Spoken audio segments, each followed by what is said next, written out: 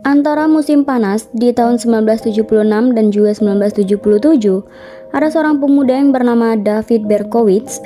Dia mulai meneror New York dengan menembak mati orang-orang muda yang tidak bersalah di dalam mobil mereka tanpa pandang bulu. Berbekal revolver, Berkowitz mengintai dan memangsa daerah Queens dan juga Bronx. Dia mencari pemuda yang tidak curiga untuk menembaki mereka sambil bersembunyi dari kejauhan. Dia telah membunuh 6 orang dan melukai 7 lainnya. Semuanya sambil meninggalkan pesan rahasia kepada polisi. Ini adalah kisah penjahat yang kemudian dikenal sebagai Son of Sam. Dan hari ini kita akan membahas secara detail tentang penjahat Son of Sam. Tapi sebelumnya jangan lupa untuk subscribe File Mistérieux.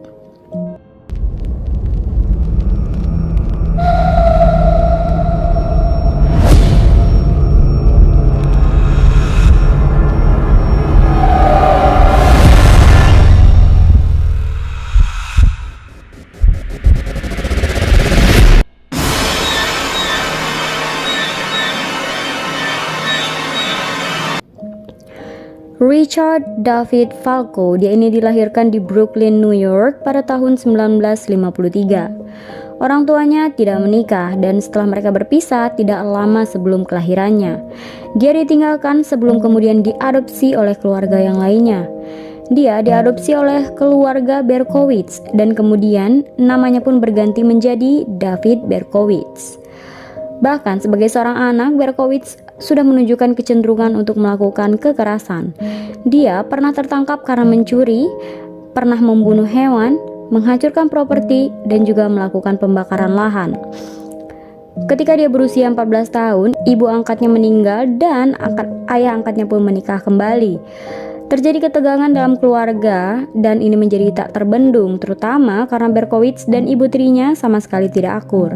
Cekcok yang terjadi di dalam rumah tangga ini membuat kepala keluarga menjadi pusing dan memutuskan untuk pindah ke Florida bersama dengan istri barunya. David Berkowitz pada akhirnya ditinggalkan dan hidup dalam masa penuh depresi sebelum kemudian dia mendaftar di Angkatan Darat Amerika Serikat pada usia 18 tahun. Pada tahun 1974, yaitu tepatnya 2 tahun sebelum terjadi teror dari Son of Sam dimulai, David Berkowitz kembali dari tugas militer selama 3 tahun di Korea Selatan. Dan selama masa ini, dia diketahui suka melakukan hubungan seksual dengan pelacur dan juga terkena penyakit kelamin.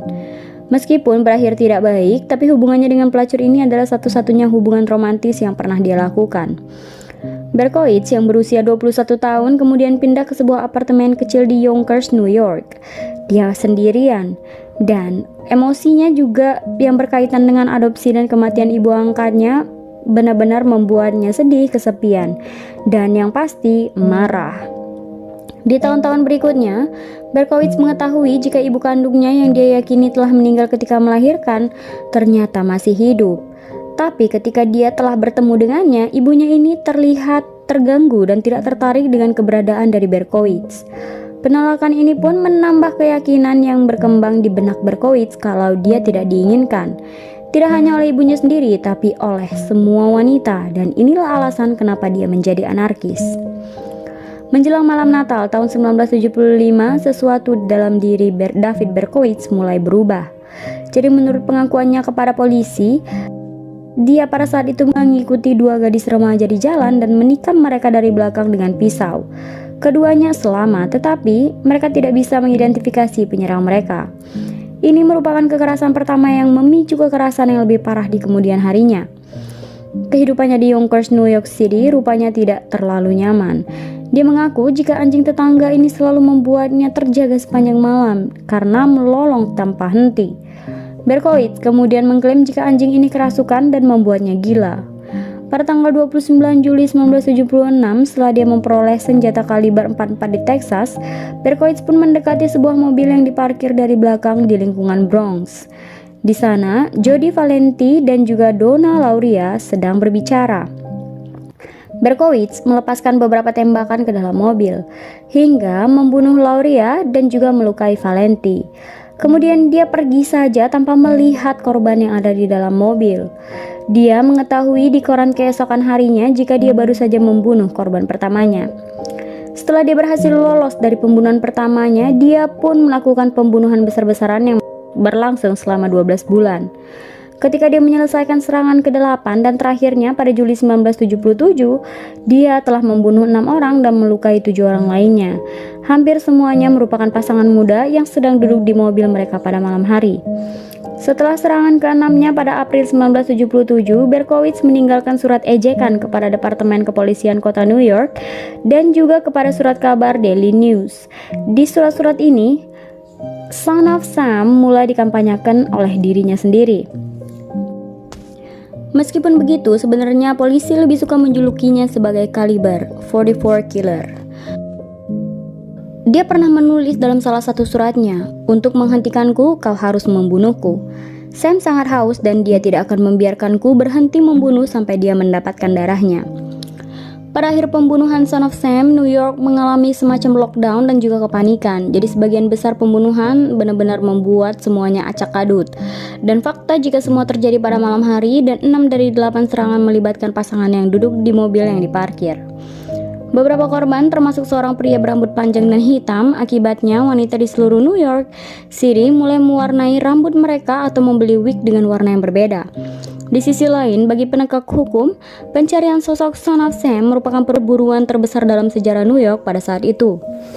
Pembunuhannya berakhir pada tanggal 31 Juli 1977 ketika saat itu Berkowitz membunuh Stacy Moskowitz dan membutakan pasangannya Robert Violante di lingkungan Bath Beach di Brooklyn. Setelah melakukan pembunuhan tersebut, polisi menerima telepon dari seorang saksi yang kemudian membongkar kasus Son of Sam. Dalam laporannya, saksi ini melihat seorang pria yang mencurigakan di dekat TKP. Dia diketahui memegang senjata dan mengambil tiket parkir dari mesin otomatis tempat tersebut. Setelah mendapatkan laporan, polisi kemudian membongkar dan mencari catatan tiket parkir di daerah ini untuk pas hari kejadian. Dalam pencarian mereka, polisi berhasil menemukan nomor plat dari sebuah mobil yang dicurigai milik pelaku. Dan saat nomor plat itu sudah diketahui polisi, penyelidikan langsung mengarahkan mereka ke seorang pekerja pos berusia 24 tahun yang bernama David Berkowitz. Saat polisi mendatangi kediaman Berkowitz dan melihat mobilnya terparkir di luar apartemen, polisi mengintip ke jendelanya.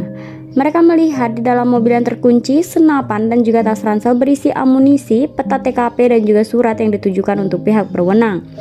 Bukti ini tentu sudah cukup bagi para petugas untuk meringkus Berkowitz yang keluar dari apartemen beberapa menit setelahnya.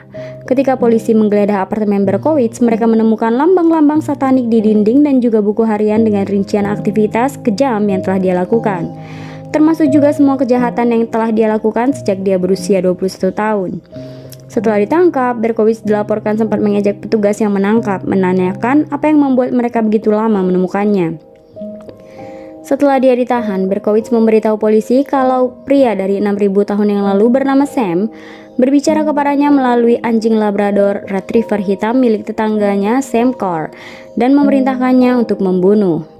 Setelah 3 tes kecerdasan mental yang terpisah, diputuskan jika Son of Sam masih waras dan memang layak untuk diadili.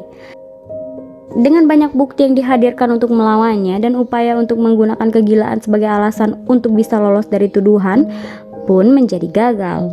Berkowitz pada akhirnya mengaku bersalah atas semua tuduhan. Dia pun dijatuhi 6 hukuman seumur hidup, 150 tahun di fasilitas pemasyarakatan Sawangong di Wallkill, New York. Ayah angkatnya, David Berkowitz, menangis terseduh-seduh untuk para korban yang telah dibunuh dan dilukai oleh anaknya. Dalam konferensi pers publik, dia menyampaikan bela sungkawa dan permintaan maaf atas nama David Berkowitz. Ketika ditanya seperti apa David Berkowitz di masa muda, dia berkata dia tidak bisa menjawabnya. Selama beberapa waktu menjalani hukuman, pada suatu hari dalam selnya sendiri, dia mengaku jika dia diberi wahyu dan diampuni semua dosanya dalam satu malam. Setelah kejadian tersebut, dia kemudian membuang titel Son of Sam dan mendeklarasikan dirinya sebagai Son of Hope, dan semenjak saat itu dia menjadi evangelis.